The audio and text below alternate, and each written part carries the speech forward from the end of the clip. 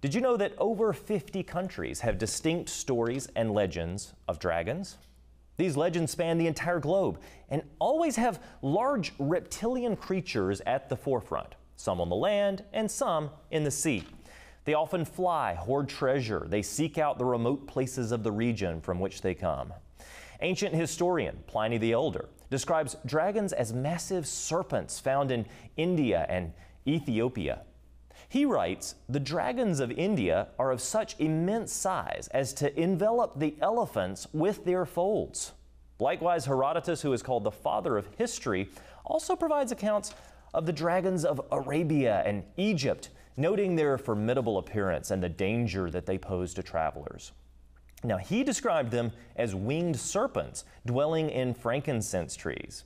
But these kind of stories aren't just the things of the ancient past. You see, in the wilds of Africa, in present-day Congo, some legends describe a creature known as Mbembe, said to inhabit remote swamps and rivers, and described it as a living dinosaur. Now, if it exists, this Congo swamp creature could be evidence of a world that is not yet fully explored. Intriguing, isn't it? Finally, we know that the Word of God speaks of the land-dwelling Behemoth and the sea-dwelling Leviathan in Job and in the Psalms. Now, these are both creatures of gargantuan size. As we begin to unravel the mystery of dragons, the trail of evidence becomes hard to ignore and even harder to deny. Now, it's true that some of these stories do leave us with more questions than answers. Are these beings dinosaurs? And maybe most intriguing, could some small dragons still be alive on Earth? Well, today on the Genesis Science Report, we are going to dig deeper into the stories of the past, the present, and the future of dragons. Let's start delving again into the tales of dragons in written history, these legends.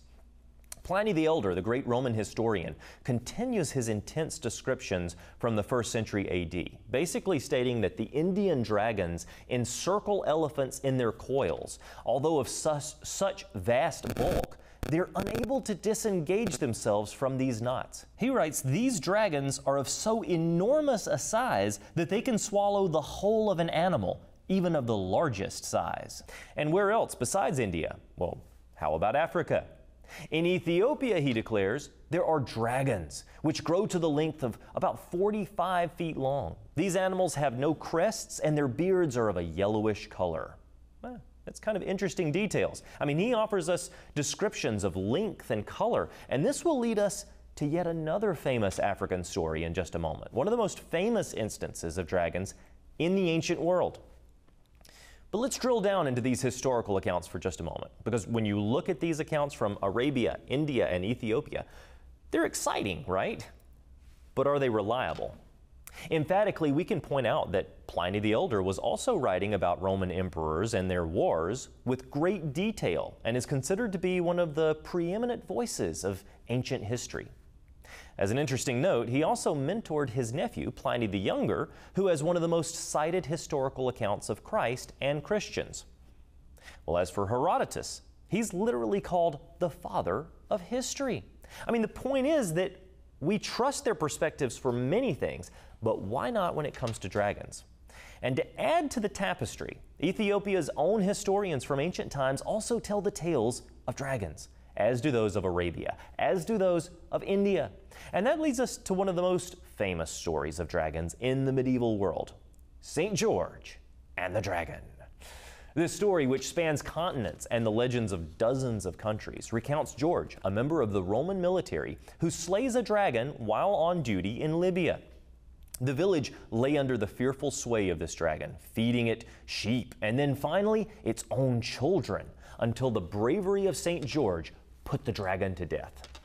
I mean, could a fictional story holding no truth really have such an impact throughout many nations and cultures?